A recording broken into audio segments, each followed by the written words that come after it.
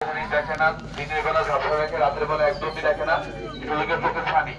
চোখের ছানি আর অপারেশন আমাদের এখানে হয়, ঠিক আছে? তো কেউ থাকলে বাড়িতে বয়স্ক কেউ থাকলে অবশ্যই নিয়ে আসবেন। এবার যারা দেখতে পাচ্ছেন এটা হলো গিয়ে টিউমার। এটা হলো গিয়ে টিউমার, শরীরের বিভিন্ন স্থানে টিউমার। শুধুমাত্র মহিলাদের স্পার্ম টিউমার বাদে আমরা সব ধরনের টিউমারের অপারেশন করি, বুঝতে পারছেন? এরপর যেটা আছে এটাকে ক্যালয়েড বলে। কোন জায়গায় কেটে যাওয়ার পরে বা অপারেশনের পরে অনেক সময় কাটা জায়গা, সেলাই জায়গা চুলকায়, চুলকাতে কালো মোটা দাগ হয়ে যায়। কি যায় না অনেকের? চুলকাতে কালো মোটা দাগ হয়ে ফুলে উঠে জায়গাটা, একদম ফুলে থাকে, এটাকে ক্যালয়েড বলে। এটার অপারেশন এখানে হয়।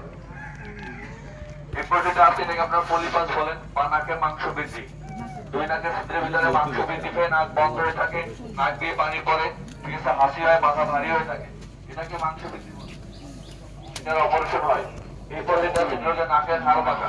দুই নাকের ছিদ্রের মাঝখানে একটা পাতলা নরম হাড় আছে, হাড়টা একদিকে অনেক সময় বিকে যায়, বেঁকে গিয়ে নাকের এক ছিদ্র বন্ধ হয়ে থাকে, নাক দিয়ে পানি পড়ে। পলিপাস এবং হাড় পাকা একসাথেই হতে পারে, ঠিক আছে? যদি একসাথে থাকে আমরা দুইটার অপারেশন একসাথেই করে দেওয়া হয়, বুঝতে পারছেন? এরপর যেটা আছে এটা মায়েরা দেখেন, এটাকে পোলার বলে বা আপনারা বলেন পদ্মরোগ।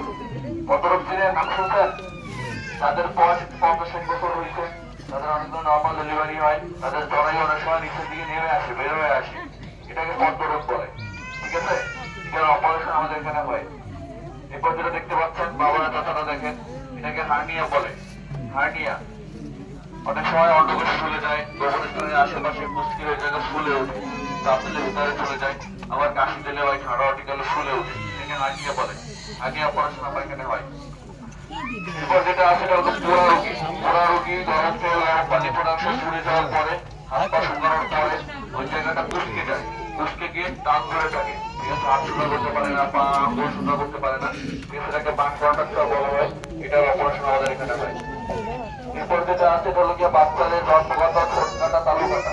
এখন অনেক বাচ্চা ভাবে জন্মগ্রহণ করে ঠোঁট কাটা থাকে, ঠিক আছে? অনেকে অনেক কিছু মনে করেন, এটা খারাপ কিছু না, এটা জন্মগত একটা রোগ। এটা 2-3 বছরের ভিতরে অপারেশন করলে বড় হলে আর বোঝাই যায় না যে এই লোকটা ছোটবেলায় যখন ঠোঁট কাটা ছিল, বুঝতে পারছেন?